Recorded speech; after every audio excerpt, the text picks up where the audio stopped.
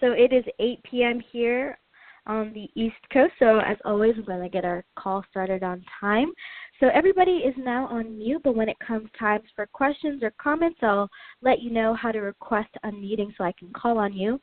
Hello, everybody. My name is Woboy, and I am the Outreach Manager for American Promise, and I want to welcome you to the February 2019 American Promise Association National Call, which is a call that happens on the second Monday of each month. Thanks to everyone who is here tonight, or maybe you couldn't make it and you're actually listening to the recording afterwards. Either way, you're a part of this growing community that's stepping up to save our democracy. So thank you. Tonight we're joined by a very special guest, Ben Gubits, who is the Director of Political Strategy for American Promise. And he has just had an incredible whirlwind of a tour from D.C. to Colorado the past few days. And he's going to give us a really awesome political landscape on what's going on nationally with the movement to get the 28th Amendment passed. And after we hear from Ben, we're going to pass it over to Ishwari, who is the leader of the New Mexico group, who's going to share a recent grassroots victory that happened with her group. After that, we'll go over this month's action, which is writing letters to your members of Congress, urging them to support HJR2. But before we get started, I want to share a quote from Representative Stacey Abrams from Georgia, who once said, "When we show up, act boldly, and practice the best ways to be wrong, we fail forward. No matter where we end up, we've grown from where we began." I'm going to repeat that. When we show up, act boldly, and practice the best ways to be wrong, we fail forward. No matter where we end up, we've grown from where we began. And I think this is something that we should keep in mind as citizen leaders working to win a 28th Amendment. Sometimes it can feel like there are so many different actions to take and so many ways that we can win an amendment, and it seems kind of daunting, and it requires messy action, which is action that can seem overwhelming at first, but we're called to step up to the challenge nonetheless. And it's in those moments of uncertain outcome but steadfast resilience that we grow as leaders and forge our path towards victory. And this quote from Representative Abrams reminds me of all of the incredible actions our APAs have taken since the founding of American Promise in 2016 to engage their communities around the 28th Amendment. And it also reminds me that we do have a lot of work to do, but we are growing stronger and stronger with every day. And, it's no coincidence that the 116th Congress is making big money out of politics, specifically the 28th Amendment, a priority like it has never before.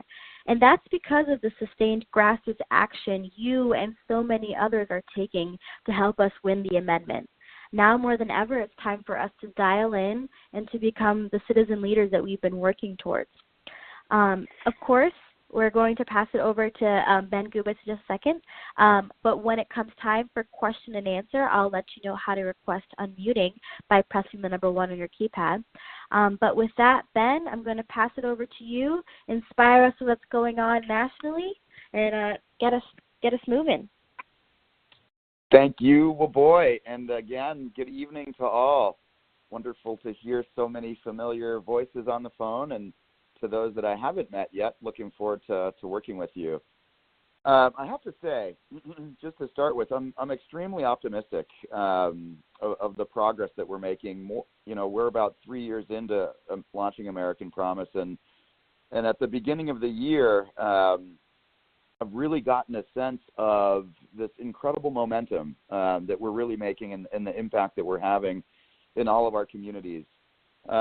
Real quick, in case folks hadn't heard, I did want to just mention this very quickly, and then talk about some of the goals and some for 2019, then some anecdotes for the road. But wanted to let folks know that Congressman Walter Jones, who has been a supporter of the amendment from the beginning, congressman from North Carolina, passed away today. Unfortunately, it's always a sad day when we lose a real champion for this issue. But I have no doubt that we will find many to carry on Mr. Jones's legacy. And and just wanted to make sure that folks were aware of that. Certainly losing a Republican supporter in Congress is a tough one, but we think that we'll certainly be able to find some folks to carry on Mr. Jones's legacy. Now, having said that, I want to just talk really briefly about some of the, I think, realistic goals that we're looking at for 2019, as we continue to expand this movement and really bring a lot more folks on board. As Waboy said, the 116th Congress is really paying attention to this amendment work. I would say more so than previous Congresses. Obviously with the Democrats, and the majority in the House of Representatives, and the big focus on HJR2, which is the big Suite for Democracy reform package, which the amendment is kind of part of. It seems as though this idea of the amendment and talking about money in politics is really a priority in Congress. This is the first Congress that amendment proposal has been introduced in a bipartisan way, with Congressman John Katko from New York's 24th District and Ted Deutsch from Florida really taking the lead. And so it's, to have the first introduction in a bipartisan way, I think is really going to pave the path to get many more Republican members of Congress on board. Our goal for 2019 is to get 220 House representatives on board with the amendment. That includes adding another 5 or 6 Republicans in the House. And for the first time in the amendment's history, to get Republican senators on board from the United States Senate. We think that there's a real opportunity. Quite a few folks are facing some pretty hotly contested re-election campaigns in the states, and to make this a campaign issue is just going to be really critical. So we hope to get three Republicans in the Senate on board this year, and so we should hopefully get to about 50 to 51 votes in the Senate. Again, we need 290 in the House and 67 in the Senate, but I think this is real progress, really laying the groundwork for going into the 2020 elections. And then right on the timeline, the American Promise Plan from the beginning is to have the amendment voted out of Congress by 2021, 2022, and then the fight in the states. And so I think that we're right on track. Again, I could not be more optimistic seeing all of this momentum. I've been spending a significant amount of time on the road, not only in D.C. but in the states as well.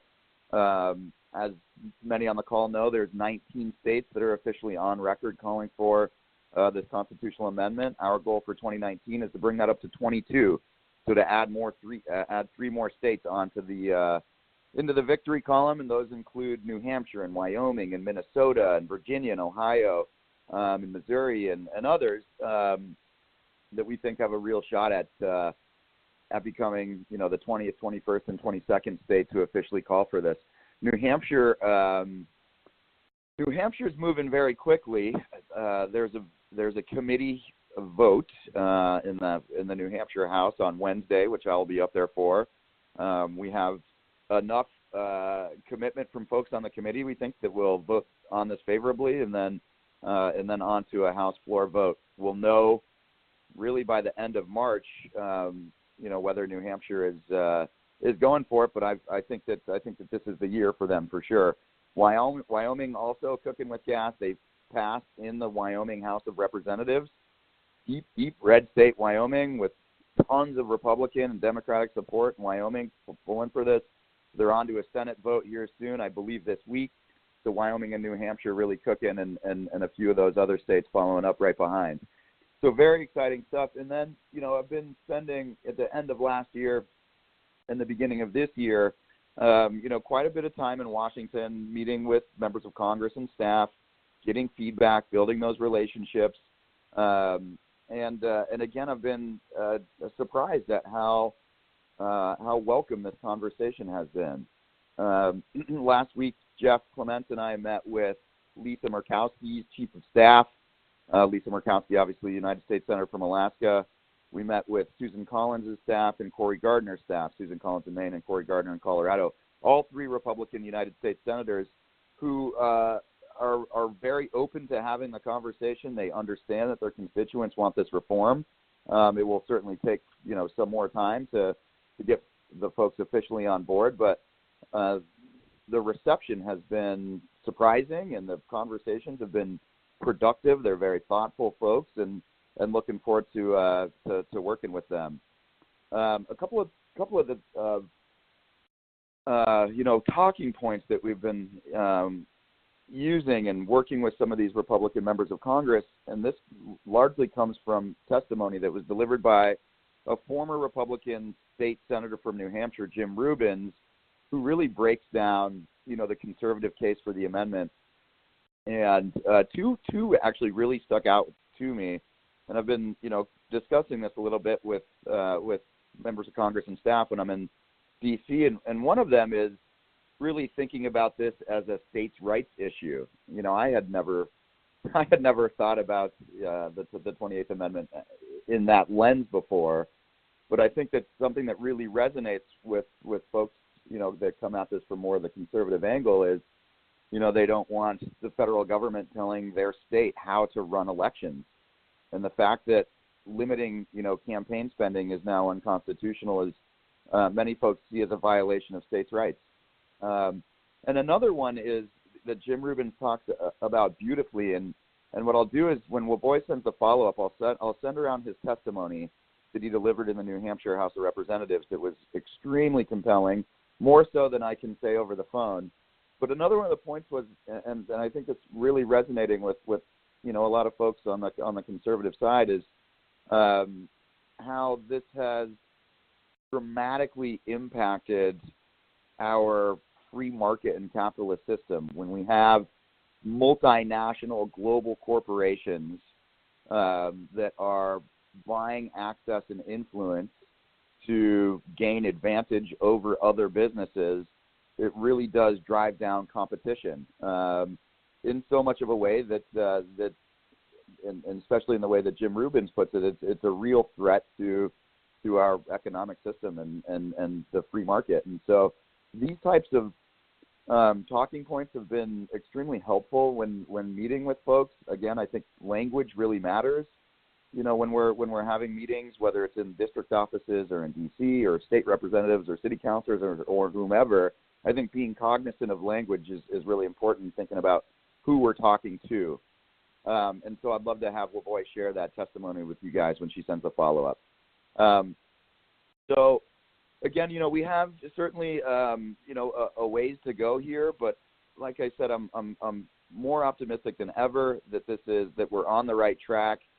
Olympia Snow, Al Simpson, and Jim Leach put out a statement of support urging the Republican members of Congress to sign on to the 28th Amendment. We have new chapters launching all over the country this month, a couple in Michigan, a couple in Ohio, a couple in Maine.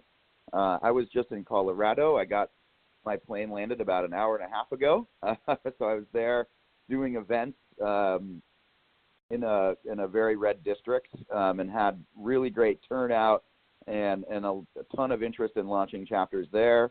So that'll be coming up in April. So we're just really seeing this momentum, push forward, and it's inspiring. I'm inspired by all of the work that you're doing. I'm inspired by, the folks in the states, especially elected officials that are taking some risks and going out on a limb to support this historic effort. And I think that we got to strike while the iron's hot and just keep the pressure on the best that we can. So reaching out to your members of Congress, asking them to co-sponsor, HJR2, which is the Democracy for All Amendment, is a great idea. We've been shopping around, just so folks know, an amendment proposal that's similar to HJR2 that has been introduced already in this Congress, but it adds a few more of those kind of conservative talking points that I was just discussing, and it won't be introduced until we can find some more Republican support for it in the House, which I think that we're very close to getting. And then it'll be introduced in a bipartisan way. And so the idea here isn't to get a few Republicans and then 220 or 215 or whatever Democrats on it, co-sponsors on it. It'll be kind of slow moving, one Democrat, one Republican, one Democrat, one Republican. We've been getting very good feedback from offices in Pennsylvania's 1st congressional district, Brian Fitzpatrick, Wisconsin's 8th, Mike Gallagher, Ken Buck's district in Colorado, Elise Stefanik, her office, the 21st district of New York. And so we're getting tons of feedback. There's an open dialogue. Folks are, I think, certainly respecting that their constituents want this, and then are looking to American Promise as the leadership in this movement to create a space, a safe space to bring everyone on board. So keep up the excellent work. It's working. We're moving this thing forward, and happy to answer any other questions. But I will just say, just a big thank you and so much gratitude to each and every one of you that put in this hard work day in and day out. It's a long fight, I certainly know, but we are making tons and tons of progress, and I'm could not be more excited and honored to be in this work with all of you. So happy to open it up to any questions that folks might have, and I'll kick it on over to you.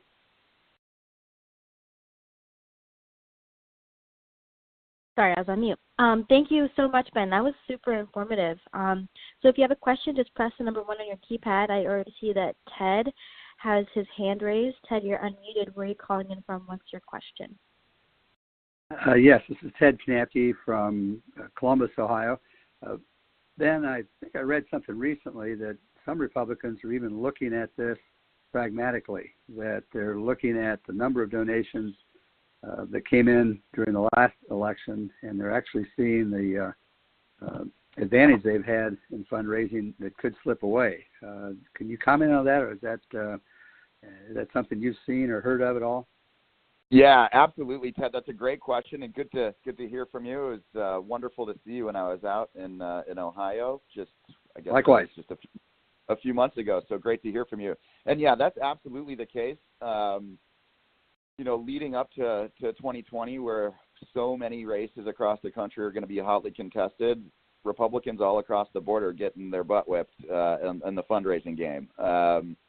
And much of that money coming from out of state. So Democratic super PACs and, the Democratic Congressional Campaign Committee, all different types of funds coming in where Republicans are kind of pausing and saying, whoa, this is a real problem for either, incumbents running re-election campaigns or for new candidates. And I think that really does help open up the conversation. Whenever I do go to a meeting with a member of Congress or staff, I kind of pull up a dossier and do some research and figure out, how much money was spent against them. And you'd be shocked to learn, or maybe you wouldn't be, at how many were, wildly outspent in the 2018 elections. And I think that's certainly something that will continue as we move forward, and will play a big role in 2020. So it's a great observation, Ted, and certainly something that folks are paying attention to. Excellent. That was really good to know. Anybody else have any questions? Just press the number 1 on your keypad, and I will unmute you so we can all learn together.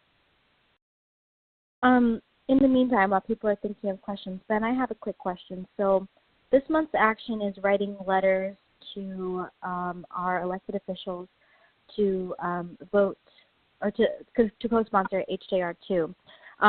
The other bill, HJR1, do you know what's going on with that, what the next steps are? I know there was that really public hearing that got really great publicity, so I don't know if you could speak to that. Sure. Yeah. So HR1, which I was referring to kind of in the beginning of the call, this is the suite of democracy reforms that includes ethics reform, campaign finance reform, and other things. Has had actually two hearings already, one in the Judiciary Committee and then one in the Oversight Committee. And you're right, it is getting a ton of publicity. It's wonderful to see that mainstream media, news outlets are actually starting to pay attention to all of this incredible work that we're doing. They'll continue to have, I believe, one or two more open public hearings on HR1. Again, the amendment itself is not a part of HR1. Procedurally, it's a joint resolution, so it's HJR2, so it's moving along on a different track. But I met with a couple members of the Judiciary Committee when I was down in D.C. last week, Ted Deutsch, Jamie Raskin, et cetera. We are looking to have the chair of the Judiciary Committee, Jerry Nadler, set a hearing date for HJR2. That should be coming up soon. We should know more probably in the next 2 to 3 weeks when that hearing is going to be.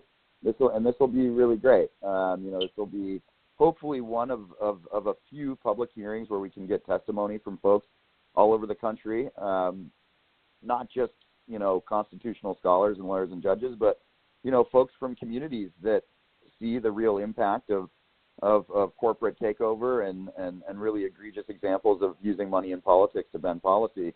So that should be coming up really soon.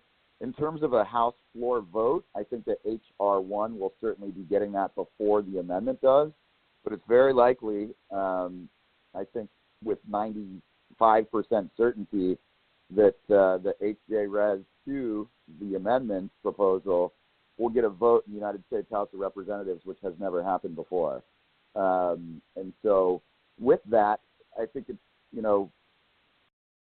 it has some upsides and some downsides. The upside is folks are going to have to go on record, whether or not, they think that we should pass this constitutional amendment to curb this influence of money in politics. And it's a tough one to vote against, especially when the majority of their constituents want one for it. So we'll be kind of able to smoke out some folks that in public with a public vote that they end up voting no, and then we can certainly use that as we look into 2020 to encourage them,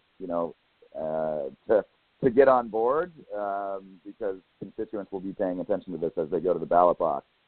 The downside is that quickly we need to find a few more Republican members to support this, so it doesn't become more partisan than it is. As everyone on this call knows, this is not a right versus left issue. It's not Republican, Democrat. This is an American issue, and it has the danger of becoming partisan in Congress. So a party line vote, on HJR or HJR2 will have upsides and downsides. So keep that in mind, and that's why I think it's so important that you encourage folks, your member of Congress, to support this effort. And if your member of Congress is a Democrat, encourage them to find a Republican colleague to join on with them. Had a great conversation with Joaquin Castro, his office, representative from Texas, Democrat supporter.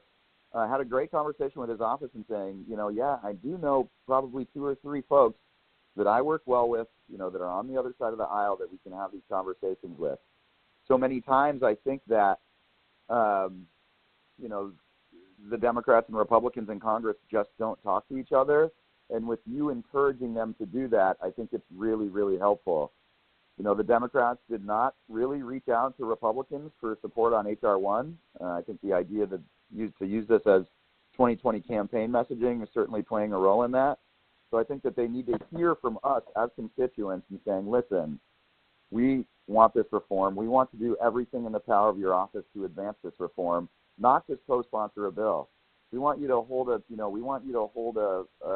event in your district. We want you to write an op-ed about it. We want you to really engage and work with folks on the other side of the aisle that you think might be open to having a conversation about this. And I think that they need to hear, as you start to write your letters for the action this month, if your member of Congress is a Democrat that's already on board, encouraging them to do more, encouraging them to do more outreach, to folks on the other side of the aisle is just going to be really important to move the needle this year. Totally agree. It's definitely something. It's funny having these conversations with Republicans now. There is common ground there. It's just about getting the elected officials to talk about it too. Absolutely. Joan, I see that you have your hand up. You Yes. are unmuted. Where are you calling in from, and what's your question? This is Joan DeVore from Southern New Jersey, Tri-County American Promise Association. And while you were talking about this document with Simpson and Leach and whoever, Collins, yeah. I was looking it up on trying to find something about it on my iPad, and I came up instead with something called the Republican Main Street Partnership. Have you ever heard of that? It's a group. I have not heard of that. Okay, well, anyway, I was looking for, like I said, you said Olympia Snow, Al Simpson, and Jim Leach wrote a support letter. Maybe that's what I was looking for. Or no, it was something else. It was Collins, but whatever. And so on Wikipedia, it says the Republican Main Street Partnership is a group of moderately conservative members of the U.S. Republican Party, somewhat similar to Blue Dog Democrats. And it's a list. I saw Susan Collins' name on there and some others that I've heard of. Anyway, it looks like an interesting organization. They've got some some senators, some governors, some House representatives. And I just wanted to throw it out there, see if you heard of it, because it may be worth finding out a little bit more about the folks that are in this. Sounds great. Okay. That sounds great. Because they may be good folks to approach. Yeah, Joan, obviously good to hear from you, and long time no see. I hope you're well. Go ahead and send me that link. You have my email address, and I would love to look into that a little bit more. Okay. But sounds great. Yeah. Okay. Will do. Awesome. Judy, you are unmuted. Where are you calling in from, and what's your question? I'm calling in from Wilmington, Delaware, Judy Butler. I just wanted to point out, I was just looking through HR1 today, and I didn't think it had anything in here about an amendment, but it actually does have language around an amendment. Page 37, it's over 550 pages. But on page 371 and 2, it says, in order to protect the integrity of democracy in the electoral process and to ensure political equality for all, the Constitution should be amended so that Congress and the states may regulate and set limits on the raising and spending of money to influence elections and may distinguish between natural persons and artificial entities like corporations that are created by law, including by prohibiting such artificial entities. I'm just raising that up because there seems to be a lot of attention right now. I think there's quite a bit of there are rallies being held around HR1. And I didn't really feel like this was something that I wanted to spend a lot of time pushing if it didn't have language in here about an amendment, but it actually does. So that's just in addition to HJR. Yeah, Judy, I appreciate you bringing that up. So those are what are called recitals, and so the actual text of the amendment, the constitutional amendment itself, is in a separate, it's procedurally on a separate track, HJR2. But Congressman Deutsch, the lead sponsor for HJR2, actually reached out to American Promise to help write those recitals, which was an honor. And so the findings of the reason why we need this reform, et cetera, some of those things that you discussed, that you were reading online, were written by American Promise, and we were happy to participate in that process. So it's not the amendment itself, but the recitals for the amendment are in HR1. Great. Any more questions? Just press the number 1 on your keypad. All right. John Wolf, you are unmuted. Where are you calling in from, and what's your question? Hi, everyone. It's John Wolf. I'm with the New Jersey group in Montclair, New Jersey. Just curious if there is any efforts concurrently happening at the state level. So, for example, for those of us operating on the grassroots, should we be thinking about state legislative races that are upcoming and how we can leverage those to push the agenda? Yeah. Hey, John. Good to hear from you. So, does New Jersey have off-year legislative elections? So, 29. I know Virginia does. Mississippi, others. Does New Jersey have legislative off-year elections? I believe that's the case. Yeah, then certainly. I don't know if you guys remember leading up to the 2018 midterms and all of last year, we did an American Promise pledge for the first time, which I think was very successful. Well, boy, do you remember off the top of your head how many pledge signers we got? Yeah, it was just about 250. Yeah, which is, we were pretty blown away with the response that we get. So I would certainly encourage in states that do have, like Virginia, like New Jersey, states that do have off-year legislative elections. These are when we elect folks to represent us in the general assemblies in our states, to encourage them to sign the pledge. Absolutely, it's a great way to open the conversation.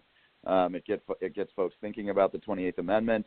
Well, boy, perhaps in your follow-up email you can include some of the links to the pledge program, and we should really start picking that up, as much as we can now, and certainly leading into 2020 as well.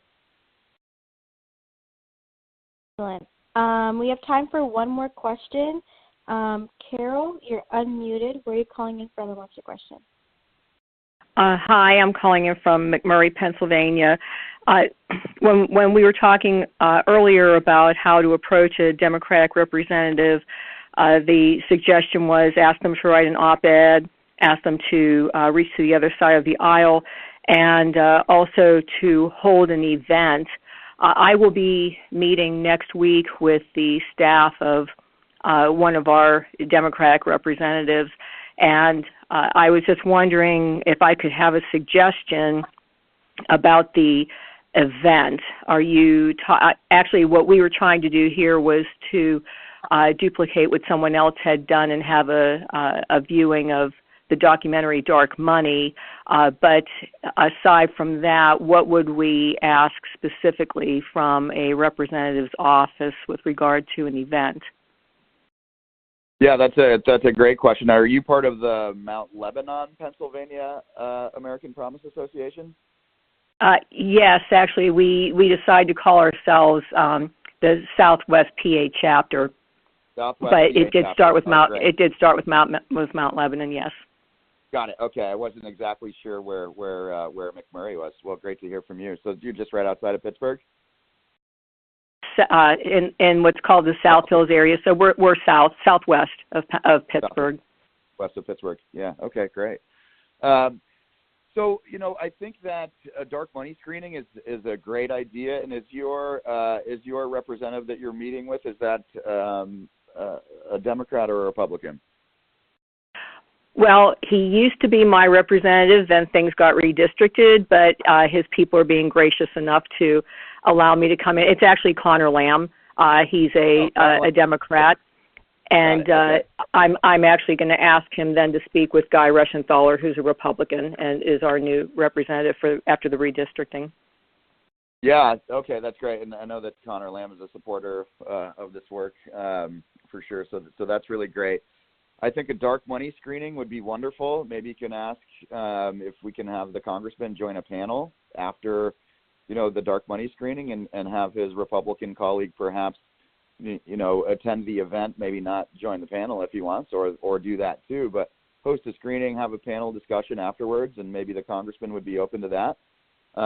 It's a great way to pull other folks, new folks in, that might not know about this. It's a great movie. It really breaks down the need for this constitutional amendment. If folks haven't seen it, I certainly encourage folks to host a screening as well, in your community. But I think that if you want to work with Azer and Waboy on an event, we can certainly help with outreach for it the best we can. Help spread the word. We'll get some press out there. Maybe write a press release or a media advisory. I mean, especially if Connor Lamb's able to come, people will turn out for that. And I think it's a great way to engage the community. It's a great way to engage your member. the great thing about a panel is it's he can kind of come after the movie and join in on a discussion. I think it's right on track, and certainly I know that the Azer and Waboy would love to help you out with that event. Yeah, definitely. I think you're in talks with Azer, but feel free to send me an email to wambuyg@americanpromise.net, and I'm happy to help. That sounds like a really good plan. And I'll also just mention with events, folks that are thinking about doing public events or dark money screenings, whatever it might be, events that are open to the community, I would encourage to find other organizations to co-sponsor the event, like-minded organizations, or not. Maybe it's the local Rotary Club. Maybe it's an Indivisible chapter, or maybe it's a faith organization, something like that. Find some other folks to co-sponsor the event, to turn out to expand the reach, which I think is really important. That way we're touching as many folks as we can. Agreed. And feel free to talk to me about that too. In my new role as outreach manager, that's some of the stuff that I'll be doing. So definitely let me know if you need some help with that, and I'm happy to lend a hand. Okay, Ben, well, thank you so much for sharing some of that knowledge. It's super exciting to learn all of the incredible things happening at the national level and how the nation is really getting energized around this movement. So it was really great. Thank you so much for all of that. Of course. Now, yep. Thank you, Waboy, and thanks to all. Look forward to working with each and every one of you, and keep up the great work. Excellent. Now I want to reiterate how excited I am for this year and quickly quantify that excitement. So in 2017, APAs had 26 media pieces published, and in 2018, APAs had 106 media pieces published. And in just the first 2 months of 2019, we've already had 12 media pieces published. So we're doing really, really well. In 2017, APAs had 17 meetings with elected officials or their staff. And in 2018, we had 137. And in just the first few weeks of 2019, there have already been 4 meetings with elected officials, which is really, really incredible. And I'm excited to see how that number keeps on growing. And remember, when we want to know when you're having a meeting with your elected official, your media piece is published, or you're having a public event. So if you're going to do any of those things, please go to our website, which is americanpromise.net, and at the top of the screen, click the Resources tab, and this will take you to our reporting forms, and it's also the new home of the American Promise Association Resource Library, which is going to be extremely helpful for you and your group if you're looking for informational materials or anything like that. So now I'm going to pass it over to one of our star citizen leaders. I'm sure you all know who she is, Ishwari, who is the co-leader of the Santa Fe, New Mexico APA. And she's going to talk about her group's recent victory, where they successfully followed up with their candidate pledge signer to win a local 28th Amendment resolution with the Santa Fe County Commission. Every little thing we do is connected. And Ishwari, I just want to thank you so much for the work that you're doing, and thank you for being here. And I'm going to pass it over to you. Thank you, Waboy. Sorry. Can you hear me? Yes. Can people hear me? Okay, sorry, I just lost my headset. Thank you. We are so excited to share about this. We are super excited about the resolution we got with Santa Fe County, and we have plans to reach out to several more boards and entities in the state here. So I just have prepared a really short little outline of how we approached it, and I'll just share that with you. So first, think about who you want to propose a resolution to. So do any of your APA members know people on likely boards or councils? Take advantage of any relationships that already exist. That's a big sort of thing we've learned from American Promise. The next thing, find a resolution you think would appeal to that board or council. American Promise has a really great model resolution on their website, and you can also find other versions, including ours now, which has been posted on unitedforthepeople.org. So find a resolution you think is going to be appealing to that board. And now, of course, you'll need to be able to talk about the issues. So be prepared to do some education and answer some questions. You might want to have American Promise handouts and statistics on hand. And be prepared to get back to them if you can't answer their questions, because sometimes there's a lot of details and it's really helpful to be able to say, I'll get back to you on that. So when you're ready, reach out to your contact. Email, phone call, you can meet for coffee, whatever. And tell them about your work with American Promise and tell them about the 28th Amendment movement. You might want to mention a recent achievement that excites you. So if they seem interested, you'll want to float the idea of their board adopting a resolution. See what they think about that idea. If they're amenable, you can ask if they would be the best person to bring it forth. If they aren't the best person, they might know who else you should approach. Okay, so then once you've broached the subject and you know that they're interested, arrange to meet with them and present the actual resolution that you've already found. You might want to be open at this point to discussing any changes they think it might need. Then you want to meet as often as you need to develop a plan, including materials they might need. You might talk about ways that they might want you to help persuade their colleagues to accept or adopt the resolution. In our case, they wanted some help writing an introductory memo and preparing a packet. American Promise, of course, has great materials. Our people wanted us to provide a list of all of the New Mexico pledge signers, which we did. They also wanted quotes from other New Mexico elected officials who support the issue. So we worked with them to prepare a packet that they presented to the other board members.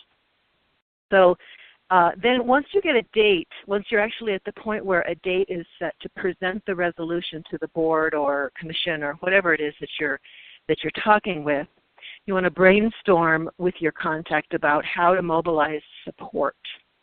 Would it be helpful to have people sending emails, making phone calls to the counselors or other commissioners or other people that are going to be looking at this? Would it be helpful to have people show up at the meeting in person when the resolution will be on the agenda? So that's something you want to really work with once you sort of have a date set up.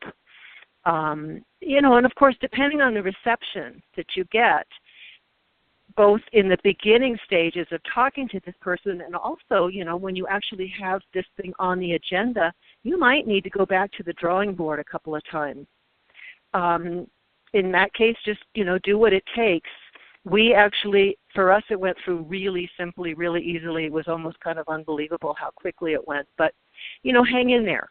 If you don't get a resolution passed right away, or even at all, you're still doing, of course, important education. And then I guess the last thing I want to mention is throughout the process, make sure you express gratitude, to everyone involved, because, you're always building relationships and everybody likes to be acknowledged. And, if not now, maybe in the future that person or that board might be open to this sort of thing. So those are the points that I kind of thought I would share. And again, we're super excited and we will stay tuned and keep you informed if we get any more resolutions going. Excellent. Thank you so much, Ishwari. You and your group have seriously been on fire since you started and been such an example of how people are getting involved to do this work all across the country. So thank you so much. Remember, a number of candidate pledge signers are actually now in Congress. So if you have time, I really urge you to ask them to support HJR2, which is actually our month's action. And HJR2, HRES2, is a 28th Amendment resolution currently in Congress, and it's the first one ever to be introduced with cross-partisan support. It's introduced by John Katko, who is a Republican from upstate New York, joined by Democrat Ted Deutsch from Florida and Jim McGovern from Massachusetts. So you should have all received the action sheet in your emails. and you'll see that it has the full text of the bill, a few quotes from the lead sponsors, and detailed instructions on how to write your letter. And as always, there are a couple of important components for these letters to your members of Congress. First, you always introduce yourself as a constituent and share something personal that roots you to the community. I actually used to work for a senator, and if the letter did not explicitly say that you're a constituent, it's not going to be read. So make sure you put that front and center, and even say that I've been a member of this community for X amount of years, and maybe even say your occupation. Maybe you're someone like a teacher or a nurse, someone that is really vital to the health of your community. So that's really important. Second is to make the ask. So in this case, it's to urge your member of Congress to co-sponsor HJR2. Third is to provide some background info on the issue, and of course you can refer to the action sheet for talking points. There's lots of information that you can draw on. Especially a really good idea would be to research what that elected official is really passionate about. Is it gun control? Is it environmental justice, clean water, education reform? There's always some way that money in politics affects a kind of issue that your representative is passionate about. So do some of your research, see some of the bills that they have co-sponsored before or voted in favor of, and use that to your advantage in your letter. And then, of course, at the end of your letter, repeat the ask, thank your representative for their service, and request a response by leaving your address, your phone number, and email so that they can get back to you. Okay, so now on to the training portion of the call. This is a big time for our movement to get big money out of politics. As we've seen from the recent hearings, more and more people are waking up to the fact that our government is not working for the people and corruption is rampant. But change is within the horizon. So for tonight's training, we're going to focus on increasing pressure to our elected officials, especially those in Congress, to co-sponsor HJR1. So for this training, I'm going to need an exceptional volunteer to role play with me, where you're meeting with an elected official, and where you, the APA leader, will ask me, the representative, a question, and make sure the question is open-ended about the issue of money in politics. And remember, these questions should get to the root of the problem and force the representative to talk about the challenges our current democracy is facing because of money and politics issues. So I would love for someone to press number 1 on your keypad to be the lucky volunteer to role play with me. Just press the number 1. I don't have Azer here, so I can't do it by myself. I need someone to press number 1 on your keypad.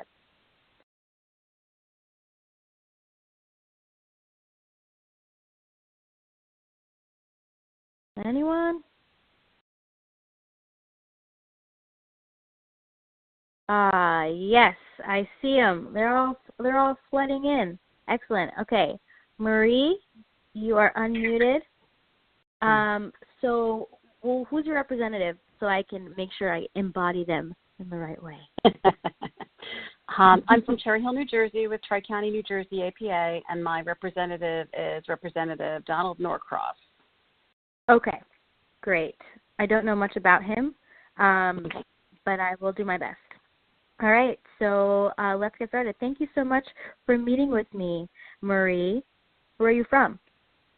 I am from Cherry Hill, New Jersey, and I'm here today to talk to you about our efforts to pass a constitutional amendment to undo the problems of big money in politics, which is drowning out the voices and opinions of common everyday Americans in getting themselves represented in the actions of Congress. That's a really noble thing to be supporting. How can I help? Well, you have previously co-sponsored HJRES 31 and HJRES 48 in the 115th Congress, and but you have not yet co-sponsored HJRES 2, and we wanted to talk to you to see if we can help you to come to a decision to move forward and co-sponsor HJR2 in the 116th Congress. You know what, Marie? Yes. Go ahead. Well, I was going to say, the midterm, the 2018 midterms broke records in terms of the amount of money that was spent on the campaigns that occurred. I think the number is $5.7 billion, which is a daunting amount of money. And the race here in our district, you've had a pretty good hold on the Democrats that are here in the district, but money still came into play. And I wanted to check and see with you, what effect you've seen on running a re-election campaign over the course of the years that you've been representing us here in District 1, because this amount of money spent election by election just seems to be increasing. Marie, that is a really good point. I got to say, honestly, funding and campaign finance is something that I'm not really excited about in terms of having to go fundraise and talk to donors to raise enough money to run for office, because as you saw, over $5 billion were spent just this last year, so it's getting more and more expensive. And that's definitely the worst part of my job. And my favorite part of the job is working with people like you who are concerned citizens wanting to do some good work. So I appreciate you asking me that really poignant question. And I would be happy to co-sponsor HJR2. This is something that I am definitely passionate about, and I want to work with you to make sure that I am doing the best I can to represent you in Congress. Well, we really appreciate that, and we were hoping on having you as a repeat co-sponsor on this bill, because we did speak last year at our lobby day meeting for American Promise in June.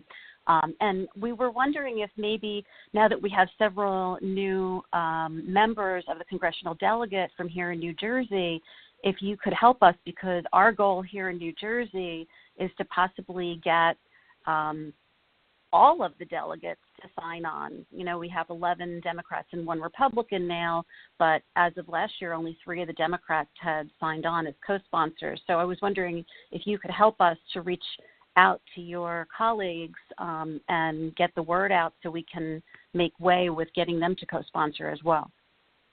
That's absolutely the best next step. I think that's a great idea. I'd be happy to reach out to my Republican and Democratic colleagues on this. This is something that goes beyond party lines, and I think that they would understand where I'm coming from and also want to support this.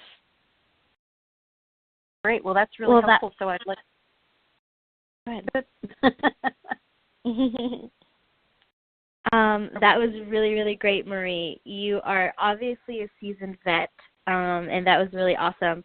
I would rate that 11 out of 1 to 10. You did really great. So and I have you to so put much. a plug in, because we actually have a meeting not with Representative Norcross tomorrow, but with his staff. So as we are supposed to do, we had our planned preps for our meeting today and went through our asks, and so you got to hear them again tonight. That's really great. Well, I wish you the best of luck on your in your meeting tomorrow, and hopefully it goes really well, just the same way that it went today. Thank you. Awesome. Well, thank you all so much. I hope you don't mind, but I think we're going to end the call a little bit early. It was an incredible call. I did it all by myself with no Azer, unfortunately, but he's actually launching a new APA in Michigan right now. So we're adding new folks to our APA family. But I want to wish you all a great night, and we will be talking soon. You're all unmuted so that we can say goodnight. Thanks, everyone. Bye. Night. Thanks. Good night. Good Thank you. Night. Good night. Good job, Marie. Bye-bye.